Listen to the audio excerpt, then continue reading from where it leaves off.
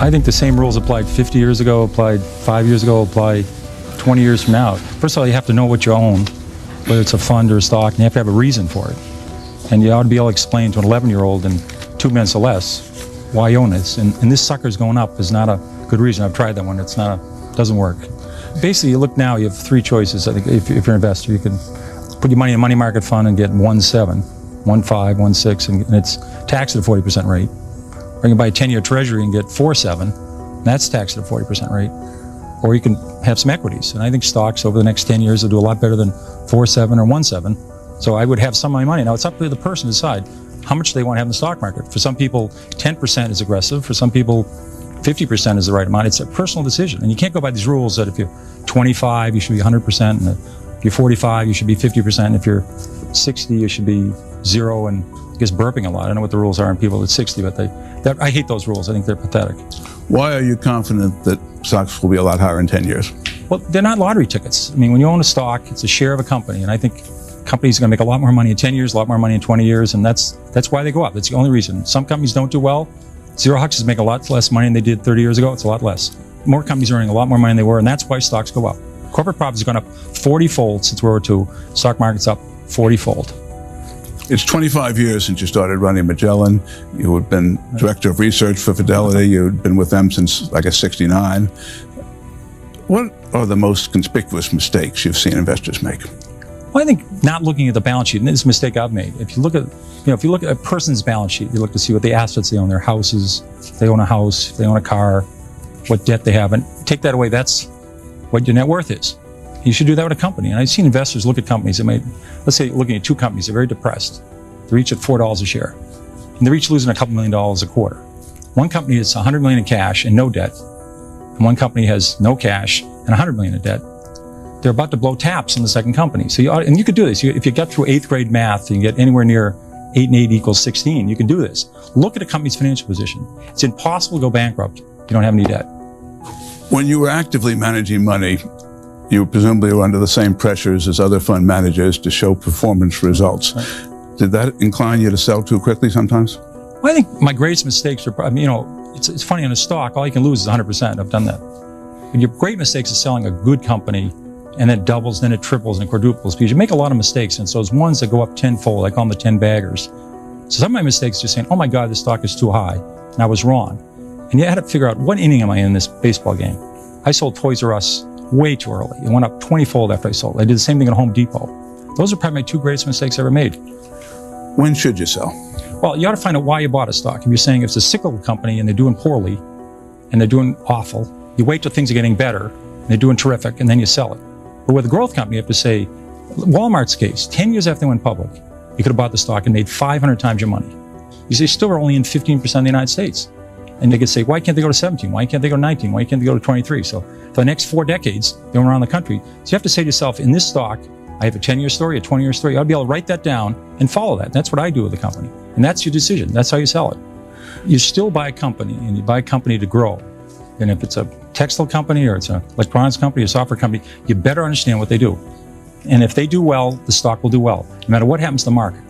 If the Dow Jones today was 1,000 or 500, you would have made a lot of money in McDonald's. You would have made a lot of money in Johnson & Johnson. You would have made a lot of money in Gillette. These companies' earnings have gone up a lot the last 30 years.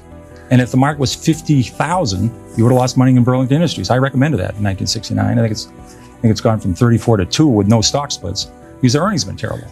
Well, your modesty actually makes an important point, which is people with the best batting averages in the world don't bat 1,000.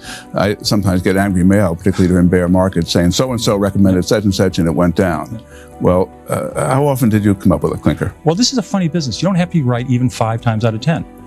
If the times you're right, you make a double and triple, it offsets all those times you lose 20 or 30%. So when you buy a stock, you got to say to yourself, how much can I lose and how much can I make? And you ought to be able to make a lot. Because stocks are risky. I mean, look at how much we lost in AT&T. Look how much we lost in Xerox. These were quality companies.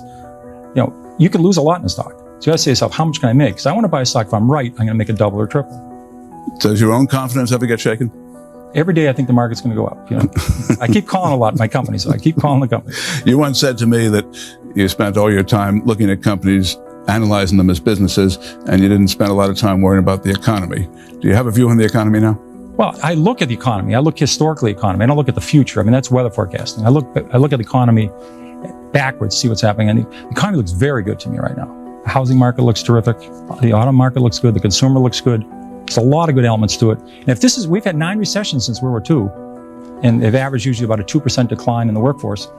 You know, it's terrible. There's about 1.5 million people have lost their jobs in this decline, but that would only be about a 1% decline in the workforce. So far, this has been a mild recession. It has been mild in technology, it has been mild in telecom, it has been mild for, if the company's making fiber optics, but it's been a normal recession. And I would never bet against the American economy. It's powerful. You were never a big fan of the technology group, are you now? I've actually started looking. I'm a little early on these things. I started looking in January and February, and I've been researching the companies. They're very complex because if there's 1,000 technology companies, they're all a little bit different. They're not like a bunch of banks that are very similar. So you have to be careful. I'm looking at companies that are selling close to cash. They're an industry leader, and they're down 95%. Well, I think that's a very interesting correlation. I mean, the Japanese market and economy has been incredibly weak. They've had a 12-year recession. But there, you had a real problem with the banking system. You basically had, let's say, average building, a commercial building went from 50 million to 500 million. A bank then made a 110% loan against it, a $550 million loan. Then the building went back to 50, and they're stuck with a $450 million loan. And the government never cut taxes. It actually raised taxes. I mean, they did everything wrong, and the companies didn't cut costs. So they just sort of sat there, hoped things would get better. Our companies act fast. They start cutting costs real quickly. And our government is, fortunately, this is rare in our history.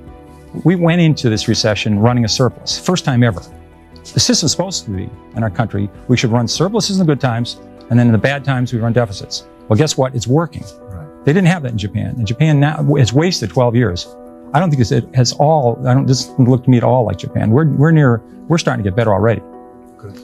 Peter, Lou asked you a question about sort of the typical investor mistakes. And when you started in the business, I know the average investor held mutual funds for 16, 17 years, and now it's down to less than 2 years. Right. Do you think that's one of the problems if time horizons gotten too short? Well, I think also you have to say, what do I want?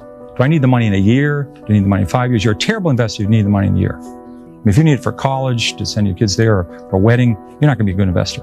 Then you have to do some homework and say, should I have 10 growth funds? That's silly. You say, what do I want? I want 2 or 3 growth funds. What's my mix that I like? And you want to say is aggressive. For some people, aggressive is 50%. So I would say and some people might want to have foreign funds. It's like a menu at a restaurant. They should look it over and decide what they like, and then stay with it. And if one group does well for 2 or 3 years, the next bunch of money they add to, maybe they should add to the group that's underperforming. Over time, different categories work out to be about the same. So you get whipsawed. If you're in one area, does poorly for 3 years, you say, get me out of that, and you go into some other area, and that does badly for 3 years. You could be in it forever and never make money. Peter, does this market remind you of any that you've been through before? I would say the 90 bear market is very similar in many ways. I mean, just to think Saddam Hussein takes over Kuwait. We sent 500,000 troops to Saudi Arabia.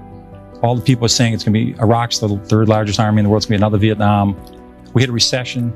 We had all these banks in trouble. Right now, our banks are in terrific shape, which is a major positive. So that was a very scary environment. And we had defaults. I mean, it was an ugly environment. Everybody was afraid. So I think that was a very similar market. And I think 81, 82 was ugly too. We had a 20% prime rate, double-digit inflation, double-digit unemployment. So those are scary markets. And then top it all off, the 73, 74 market, as you remember, the Nifty 50, we had that. We had it in technology stocks. So we had 95% declines. And, so we combined 3 markets into one special case. It's been very fast.